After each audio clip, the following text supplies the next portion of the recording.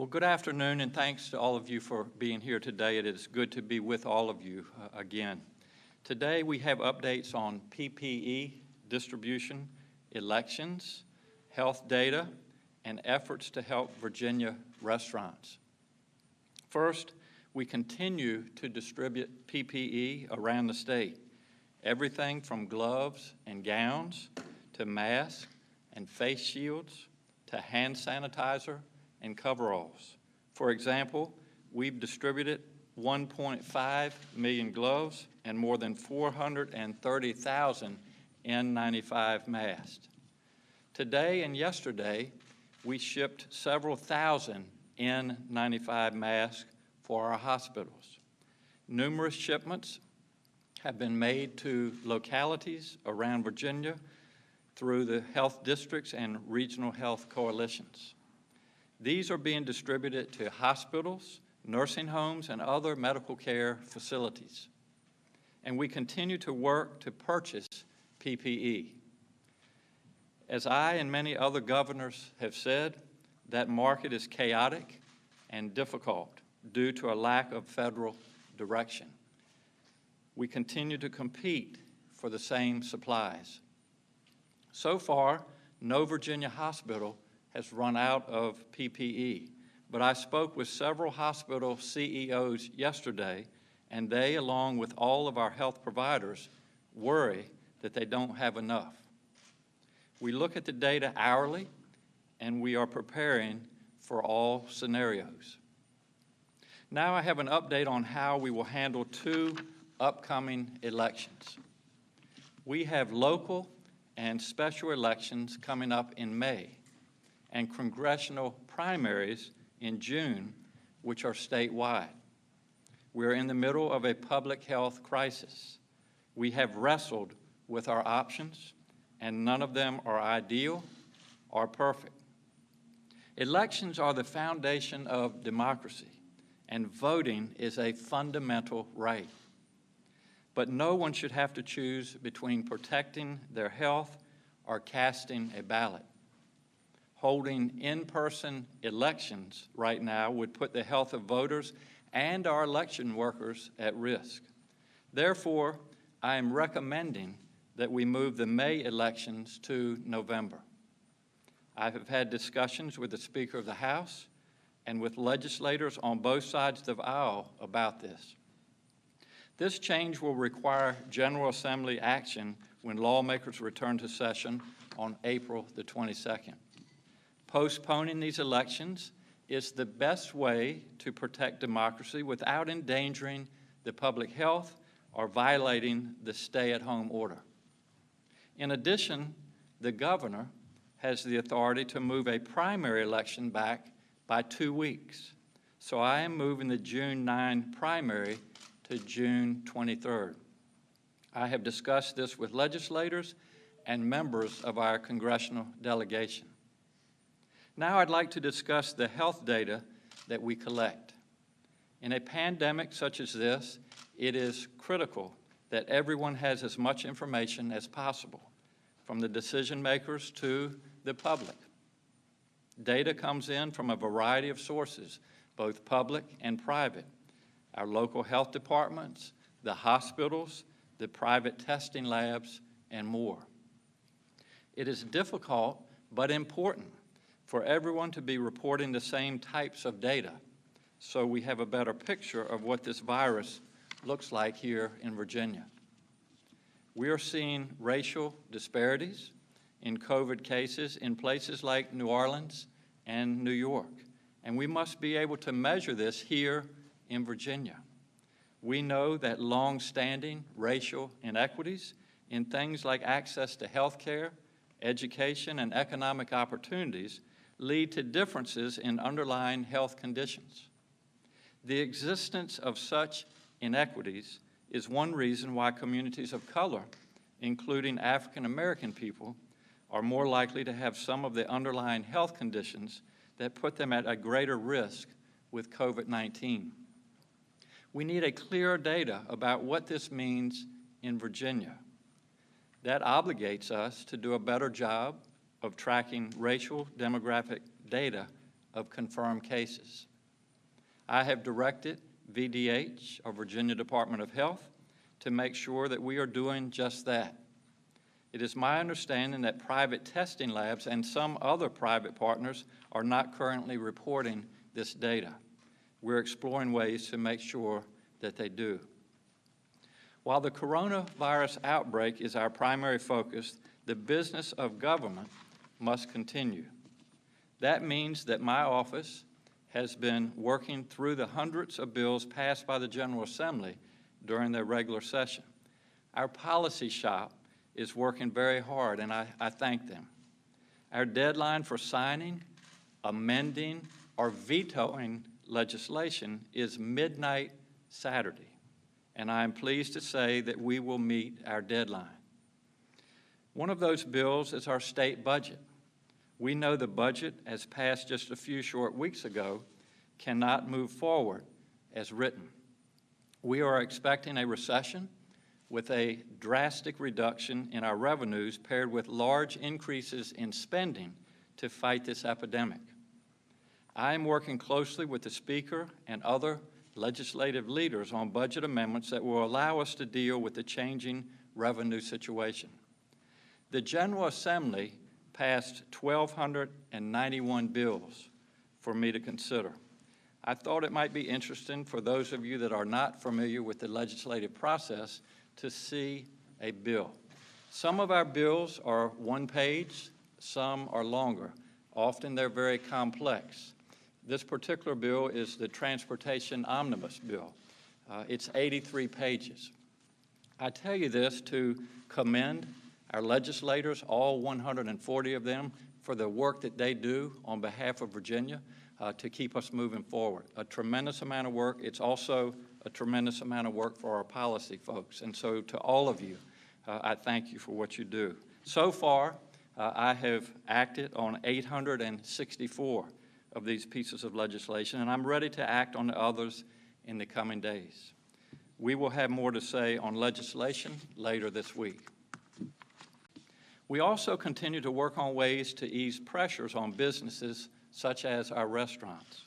Today, I've also directed the Virginia Alcoholic Beverage Control Authority to defer annual fees for licenses and permits that would be up for renewal through June.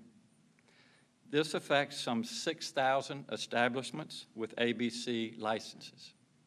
If we didn't do this, some businesses that are closed would be in the position of paying a fee for a license that they can't use or losing their license. I've also directed ABC that establishments with mixed beverage licenses, such as restaurants and distilleries, will be allowed to sell mixed beverages through takeout or delivery. This will be effective at midnight Thursday. All Virginia restaurants that remain open are now takeout or delivery only. Allowing them to sell mixed beverages with takeout or delivery orders will help them augment their revenue streams so they can continue to operate and employ Virginians. Finally, Passover begins tonight. This is normally a time for those of the Jewish faith to come together, but please celebrate the Seder only with those you live with or in a virtual Seder, not in a large group. We must continue the social distancing that is our best tool as we fight this virus because science tells us that it's working. Thank you all again for joining us today, and now I'd like you to hear from our Department of Health Commissioner, Dr. Norm Oliver, and following his comments, we'll be glad to take questions. Dr. Oliver. Thank you, Governor. Good afternoon. I wanted to update you on the numbers on the COVID-19 cases here in the Commonwealth.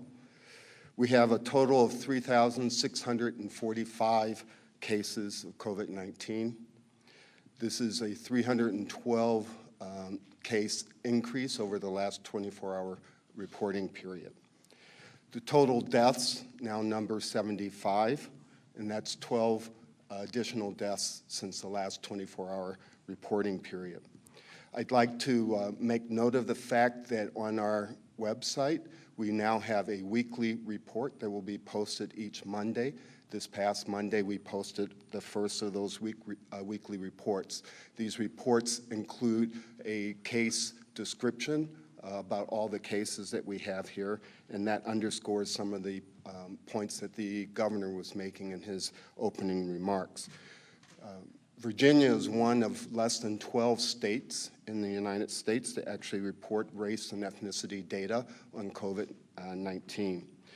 With that, however, there are a number of challenges that we face. We do not have race and ethnicity data on 53% of the incident cases in the state. That's mainly because labs receiving data from providers who've taken test specimens from patients and sent that in without that racial and ethnic category information with them. And if the labs don't have that information, they can't report it to us. The VDH crews who do the case investigations and contact investigations collect all of that data, and the 47% that we have data for is the data that we've collected. We have the same problem with respect to deaths from COVID-19. About half of the deaths that we have no racial and ethnic data on that. That we can do much more to resolve, because as the death certificates are generated, we can go back and backfill that information in there. With respect to the clinicians, we'll be sending out a letter encouraging clinicians to put down that important racial and ethnic information on their test specimens when they send them in. Based on the weekly report that was posted to our website this past Monday on the 6th, at that time we had racial and ethnic data for 1,381 cases. Of that number, 386 were African American, for about 28% of the cases. Historically, since about 1970, the African American population in the Commonwealth has been around 20%. We had 159 Latinx people who were positive for COVID-19. That comes to a percent of about 12% Latinx. On the mortality numbers, out of the 75 deaths, we have 14 that are African American for a percent of about 18.7%, and 3 who were Latinx for a percent of 4%. And again, about half of those deaths had no such information, so that number could be an underestimate. I will say that in addition to being one of the few states that actually collects this kind of information, we also, I think, are cutting edge in the way in which we're conducting our emergency management. The Unified Command that's leading our COVID-19 response has a health equity work group that is looking at every aspect of what we do in response to this with that lens of equity, diversity, and inclusion. So for Virginia, and for that matter, historic for the whole country. As the governor pointed out, the reasons for these disparities and inequities flow from the existing social inequities in our society that result in a much higher concentration of communities of color in urban or working. There's less social distancing in these communities, less opportunity for teleworking, and all of these factors play into that. Thank you. Thank you, Dr. Oliver. Be glad to take your questions. Governor, on long-term care facilities, and this is also for Dr. Oliver, I know we talked about getting new information about exactly the number of outbreaks that are happening right now. Do we have an update on that? And then kind of bigger picture, Canterbury right now reporting 32 deaths. That's a large number. You know, can you give us kind of a state of how y'all are getting a handle on this issue with long-term care facilities? Yeah, thank you, Henry. Thank you.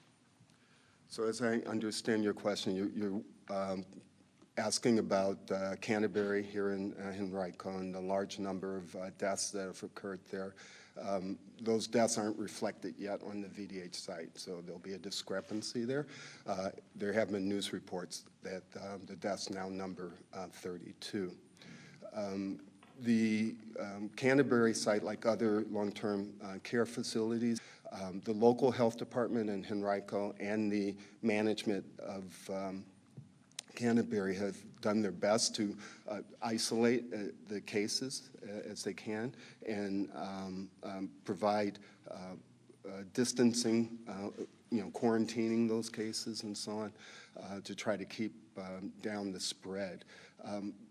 I think part of your question is what is that sort of meant for us in terms of other long-term care facilities. And our local health departments are working very closely with long-term care facilities in their districts to really stay on top of what's happening there and increasing our surveillance of that. We've broadened our test criteria so that we could test more people in the nursing homes and other long-term care facilities. As more tests become available, we will increase our testing in those areas because it's in those sort of congregate settings that we think the risk is highest for the sort of thing we're seeing at Canterbury. Do you guys have the specific numbers yet? I don't have specific numbers I can report to you now, but we should be able to gather that for you. Yes, the first question will be from Roger Watson with the Farmville Herald. Hello, thank you for taking our questions. Prince Edward County officials say they have a PPE shortage for first responders and some other county agencies. Is this something the state can help with, or are the counties on their own to get those supplies? That's a good question, and the question is there are localities, first responders, et cetera, that don't have enough PPE, and the answer is yes, we can help. And as I mentioned yesterday, we have ordered a shipment, $27 million worth. We expect that to arrive in the next few days. But I would ask any locality, whether it be the firefighters, whether it be first responders, law enforcement, whatever, if you are getting toward the end of your PPE or don't have PPE, please let us know, and we will do everything that we can as we disperse this equipment across Virginia to take care of as best we can all of your needs. Long-term care facilities and nursing homes. I know that several organizations such as Leading Age Virginia and VHCA are concerned about staff sharing between different facilities. Given that, is the state willing and able to provide them with a list of affected facilities specifically so they can alert members, if there are facilities that might share staff and help mitigate transmission? Your question is, are there facilities where if we know of individuals that have tested positive, that can be made public? Is that what can the state release that even to the facilities themselves so that they're aware? Mm-hmm. We actually do that. That was one of the things we did, for example, with Canterbury here in Henrico. We knew that staff were working in other facilities, and we let those facilities know specifically that they had staff working with them who might be vectors for having the COVID-19 appear in their facilities. And we did our due diligence in trying to contain that, and I think we did a good job. It hasn't spread to those other facilities. In your latest clinician letter, you said that the guidance currently is that asymptomatic workers who may have been exposed can continue to work as long as they wear a face mask. Can you go into more of why that might be and why that guidance was issued? So the question is, why would we have as part of our guidance to nursing home facilities, and for that matter to all healthcare workers, is that if they're asymptomatic, even if having been exposed to a COVID-19 patient, they could continue to work. Why would we do that? Healthcare workers are among the front lines in fighting this disease, and they are not of unlimited supply. And we want to keep them working as long as they can do so. In addition to monitoring their symptoms, however, some guidelines, if you look at the CDC, for example, they'll talk about things like checking for fevers and other things that can be checked objectively. Once symptomatic, then they would be quarantined. Yes, the next question will be from Bill Atkinson with the Progress Index. Very much. Governor, my question is to you. will you consider issuing an executive order to relax the requirement that physicians' attendants must be supervised or consult with physicians so they can better help with the front lines, to relax this requirement in cases of emergency? I know that the American Academy of PAs has been pushing all of your colleagues across the country for orders like this, and I think so far 4 have responded. What would be your response to that? The question is regarding PAs or physician assistants and their supervision by physicians. And this system has worked very well in Virginia. We obviously want to do everything that we can to work together as a team to make sure that we're adequately taking care of the patients. We want to make sure that our staff is available, that they're healthy, et cetera. I would just assume that as we move forward, whether it be in the hospital or nursing home or wherever, if there's a PA, there's a very good likelihood that there are going to be physicians as well. And so I don't anticipate. The question was whether I will be writing or signing an executive order to change that relationship between the PAs and the physicians. And at this time, I don't have any intention of doing that. I think the system, the way it's designed, the way is working very well right now. Governor, can you talk about what types of patients are being prioritized for testing at the state labs and what percentage are being tested by private labs? Okay, Dr. Oliver? Yes. Thank you. So the question is what types of patients are being prioritized for testing. The criteria that we set for that is one that looks at people who have symptoms that are consistent with a corona-like illness, and also patients who have those symptoms and we don't have any other reason to explain it, like flu or some other illness that could explain those symptoms in a hospital setting or in a nursing home setting, and in any patient who's 65 or older. And what percentage of the tests are being conducted by private labs? That I don't know. Do you have that information, Dr. Tony? I don't know. We know how many tests we have, but we don't actually know how many tests the private labs actually have. The next question will be from Bruce Potter with Inside Nova. Thank you.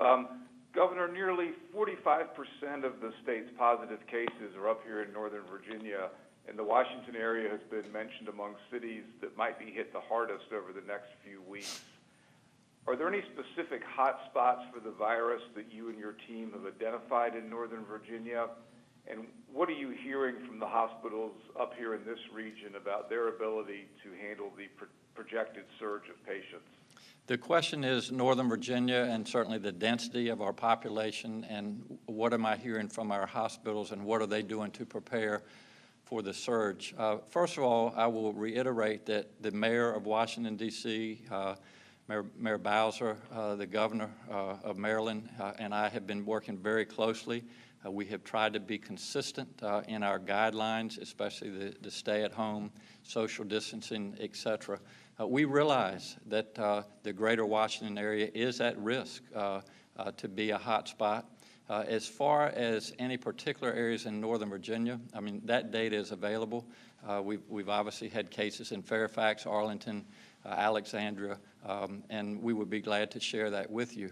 But it's part of the question, what are the hospitals doing? We are preparing for all scenarios, and I think we've outlined a lot of those plans. But I want to commend the folks for the greater Washington area and in our case, in Northern Virginia, for really doing a good job in following the guidelines.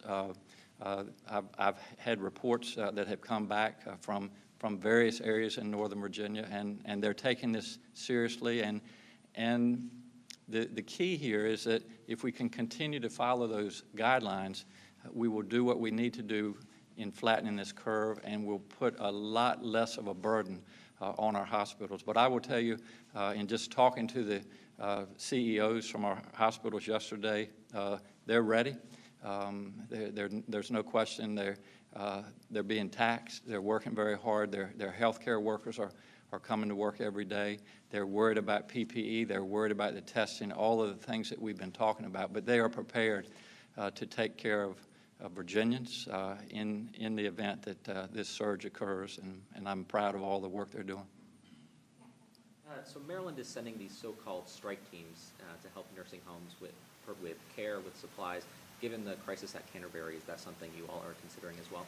The question is about strike teams in Maryland, and I would say that if you go back and look at what we've done, we're essentially doing the same things. We have been very aggressive on making sure that we isolate individuals at the nursing homes, and I think the point that needs to be made, a couple points that I'll make. First of all, we're so sorry for those that have lost loved ones, not just in the nursing homes, but all of Virginians. We regret that, and we're doing everything that we can to keep Virginians safe. But the challenges that we're having in our nursing homes, I think, speaks to a couple things. One is how contagious this virus is when it gets in a confined space like that. And it also speaks to the challenges that all of us as governors have had, and that is the lack of PPE, which we are continuously working on, and also the difficulty with the testing. And that gets better every day. But if you can only imagine when there's an individual at a nursing home or anywhere that we think may be positive, and this lab test is sent to one of our private labs, for example, and the turnaround time is 7 to 9 days, it really ties our hands. And so there are a lot of challenges, but I will tell you that, and I commend the Virginia Department of Health, and I also commend our nursing homes. It's a difficult situation, but they're doing everything that they can to keep these individuals safe. Michelle Hankerson with WHRO. Hi, we're hearing from a lot of self-employed folks who have had trouble applying for unemployment benefits. I know the VEC has amended their process for people who are self-employed, but I was wondering if those applications will be expedited. We've heard from people who have applied multiple times. They're reaching a really critical point financially. So I was just wondering if there will be a special expedited process for them, and if not, what they should do. Okay, I'm going to ask our Chief of Staff to address that. Clark, thanks. Thanks. Well, the question was about individuals who are unemployed and seeking assistance from the state. I would point out that nationally and at the state level, we're seeing record numbers of unemployment. So that is stressing the system federally and at the state level. And the governor on Monday announced that we are doing an overhaul of our various websites and databases to accommodate the incoming calls and requests. Our 211 call center, we are using monies from the federal government, the Relief Act, to add individuals to answer the phone and get back to folks. And I will also say, and more in the coming days, but we are very mindful of individuals who have lost their jobs and the small businesses that are affected. And we are looking at different options over the next several months to make sure we can get those folks the aid that they need and the working capital that businesses need to hire back and hire back quickly. So, thank you. Yeah, I'm wondering if the state continues to actively investigate the Canterbury facility. If you have any more insights about what could have gone wrong there that, hopefully we can avoid in other facilities. And then also on this issue of PPE, I know that there's been such a complaint on federal lawmakers that FEMA has not prioritized Virginia. So I know there's a couple of questions there, but I know they're all very important places. Yeah, the first question is are there investigations on looking into Canterbury and what could have been done? I think I touched on the challenges that we've had, and they have been aggressive from the start. And I think the day will come in the future when people can go back and assess the various things that were done or could have been done. So we're right now trying to make sure that not only with Canterbury, we're doing everything that we can to protect those individuals, but to prevent this from happening in other nursing homes. But I will tell you that it's a real challenge for us, but we're doing everything that we can to keep them safe. As far as the PPE, it's a great question about has FEMA been slow to direct some of that equipment to Virginia? And I'll go back to what I said earlier. From the start of this pandemic, there has been limited direction from the federal level, whether it be from PPE, testing, ventilators, et cetera. And so every governor has been on their own. And we, as I said earlier, we're literally competing for that same supply. We're competing with other countries, we're competing with other states, we're competing with healthcare systems. And I think that Virginia, actually, I'm proud of what we've done to have the amount of PPE that we have. As far as what they have in their stockpile in Washington, we have requested a certain amount of PPE. Ballpark, I'd say we've gotten about a 10% of what we have requested. And in all fairness to FEMA, there are hot spots. I'm doing everything I can to protect Virginia, but there are hot spots such as New York, Detroit, New Orleans. You all know all the areas that are really being hit hard. So they're really directing a lot of their supplies to those hot spots. And you know, we're watching very closely. We're looking at the data every day, and there are a lot of people that are concerned that the greater Washington area may be one of those, you know, up and coming hot spots. And certainly if that happens, and I think FEMA will redirect some of their equipment to that area.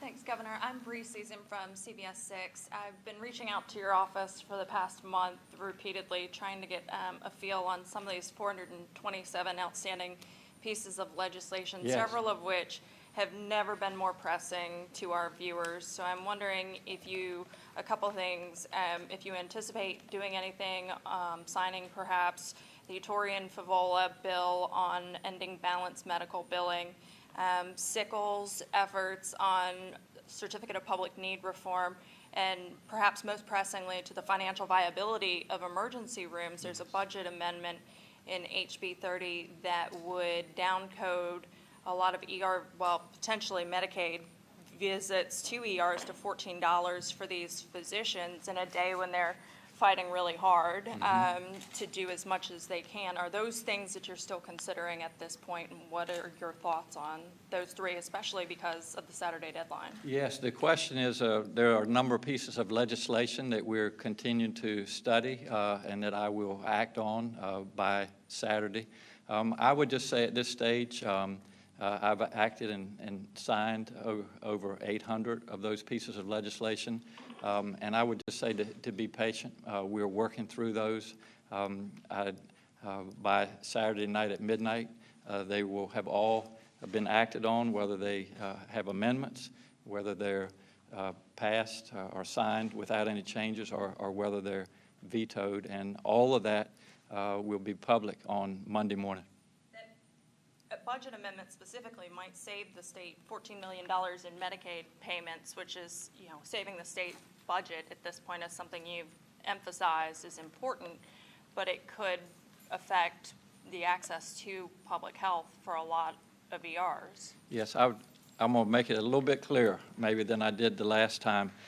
All of these pieces of legislation are important. We're working through those. Yes, I'm going to do everything that I can to protect our budget, but all of that will be released as of Saturday night at midnight. So thank you for your question. Yeah, the next question is from Tracy Agnew with the Suffolk News Herald.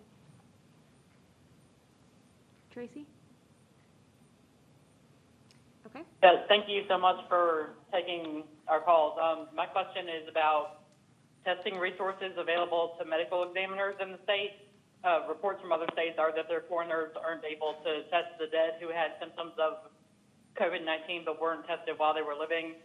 So have medical examiners in Virginia been given the resources necessary to do so that their contacts who are still living can be notified? The question is whether we had the ability to... Dwayne, is Dwayne in here? When you get a chance, this microphone, I think, is out. But the question is, are we testing, or do we have the ability to test those deceased so that their family members can be notified? I don't. To test those that are deceased, whether they had COVID-19. Okay, so the medical examiner is in the Department of Health office of the chief medical examiner. Cases that wind up at the medical examiner are cases that are not known to have had a natural death, so suicides, homicides, other things that are being investigated wind up there. And in that situation, I think that we could certainly consider the possibility of testing. That would be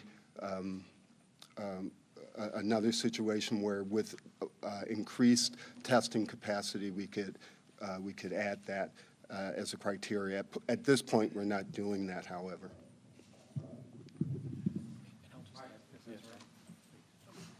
I just wanted to add to what the Commissioner of Health has said, is that there are indeed patients that were tested at the time they were critically ill, and the test results were not back.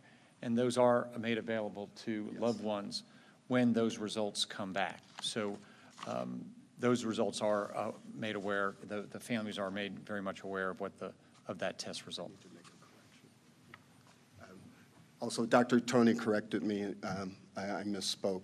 It turns out that we do, in fact, do the testing on cases that appear at the medical examiners. Two separate things. One, we've gotten a lot of complaints from people who are working at either the essential or non-essential businesses that their coworkers have contracted COVID-19, but then they haven't been informed by their employers. They found it in other ways. What are the requirements for these businesses to inform all employees that one of their coworkers may have gotten sick? And then as well, any update to the UVA surge data report that you were expecting? I'm going to answer your second question first. Any updates on the surge data coming from UVA? We're continuing to work with UVA, University of Virginia, and they're continuing to collect data that is specific to Virginia. And I don't want to make any guarantees, but I think in the next day or so we'll have a lot more information on that particular model. They're getting very close to where they have the data to be able to make predictions. You want to address the other question, Clark? Thank you. The first question was about individuals that are working in businesses and have concerns that employees might have gotten coronavirus and have not been informed by their employers, and that is an issue nationally. We have DOLE, the Department of Labor and Industry here in the Commonwealth, and that's the first place for folks to call or email or go online and make such a complaint. And then DOLE works with the federal government to address those. A call from our commissioner of the Department of Labor will get a business owner's attention. But I would say a few days ago, we received word that a couple individuals had contracted coronavirus from a Virginia business, and we heard about that through the media. And I would say, one, thank you for the job that you're doing. It's important, and you're looking into important issues. And so we're grateful for that. The first thing that I did when I heard about that was get in touch with that business and cite our displeasure that we would hear from the media about these cases. It's incumbent on both the government and private sector to be transparent and to be proactive if we're going to get on top of this and we're going to be able to get out of this and quote unquote get back to normal. So it's a two-way street. Obviously, there's a lot of folks who are working who are stressed, and if they feel that they're in a workplace where their employers are not being receptive to the social distancing, our Department of Labor and Industry is the first place that they should go. So they are required, though, if one employee gets sick, are they required to inform everyone else that there has been? I don't think they're required to, but I think it would be common sense if you're in a workplace. We have protocols that we would share with certainly we abide by the state government, that if an individual contracts coronavirus in terms of cleaning, distancing, whether or not we let the public into certain buildings. And so common sense would tell you if you're in an office and someone has contracted that, I think management needs to be proactive and let their employees know. Thank you. The question is from David McGee with the Bristol Herald-Courier. Yes, thank you, Governor. A two-part question regarding the election. I saw in material from your office that you're suggesting that the absentee ballots already cast be discarded, so I was wondering why. And second, given the proximity of the election, might you call the General Assembly back in a special session to act on your request? I'm going to let our Secretary of Administration, Kiana Connor, address those two questions. Thank you. Thanks, Kiana. So the question is about absentee ballots that have already been cast. Virginians should know that every voter will have an opportunity in November to vote for those offices that were to be on the ballot in May, in addition to all other ballot offices in November. So in November, there will be one ballot, and voters will have an opportunity to vote for all of those offices then. So absentee ballots that have been cast to date will be discarded. Other questions about a special session? I guess I can answer that. The second part of that question was, would I call a special session? And the legislators are coming back on April the 22nd, and we will ask them to take up the issue of moving the May elections to November. So that will be part of their job when they return on the 22nd. Governor, as you know, we broadcast in all of Hampton Roads, of course, in Lynchburg, Roanoke, and we've been getting some calls concerning the African American community. Wondering if your administration was prepared to maybe produce special messaging PSAs for the African American community, also opening up some of these community centers that are closer to people of color. These centers are closed, maybe opening them for testing and information. And lastly, making sure that federal funds are used to help to get these messages out to the African American community. The question, and I appreciate your question, was how can we better communicate with the African American community, and for that matter, all communities. And we do have an Office of Diversity, Equity, and Inclusion, Dr. Janice Underwood, and I will pass that recommendation on to her. We, as you may know, we have done a number of PSAs, public service announcements, but I think to your point, it would be a good idea to let people know all the things that we're doing for the different communities. So I'll take that certainly into consideration as we move forward. Yes, and Dr. Oliver would like to comment as well. I mentioned that in the unified command we stood up as a whole of government response to the COVID-19 pandemic. That unified command has a health equity work group that's part of the overarching general command. Okay, so it's at the highest level, and as a cross-cutting function, it looks at all aspects of our work, and one of those aspects is our communication campaign. We have what we call a joint information center that is putting out PSAs, videos, other communication things, and we're sitting down now mapping out an entire campaign that will be directed to the African American community, looking at what to do about the Latino community and other vulnerable populations, making sure that they get messages around this that are appropriate and easily understood and help get the message across. So all the points you made, I think, are very important, and we're definitely working on it. If I can follow up real quick. Also, there are members of the self-employment community who kind of struggle with getting their applications processed. They feel as though the system is not ready. One of them said that they were told that we are flying by the seat of our pants. We don't know how to really structure all of these claims, if you will. Did your secretary speak to that earlier? The self-employment community, the self-employed community. And we can make sure to, again, put out the websites and the phone numbers. We do have individuals here to help with those issues, and I know it can be very cumbersome for these people to navigate the system. And I don't have the website or the phone numbers, but I want to make sure to get them to you. But encourage folks that do need assistance that we are here to help with that.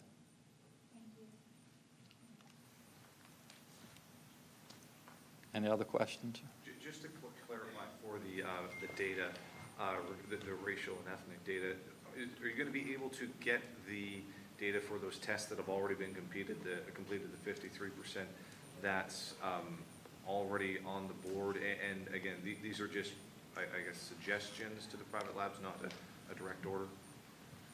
Well, that data is not, if the clinician, if I was ordering a test on a patient I was seeing in the office or at a clinic or at the hospital, if it was not included in that original data, I don't know of a clear way to go back in time to get that. I think the best that we can do is to do the things that the Commissioner of Health indicated. One is to get all of the provider community to supply that information on the front end, and Dr. Oliver indicated how when there are complications, God forbid, like folks passing away from COVID-19, that we capture that data as well.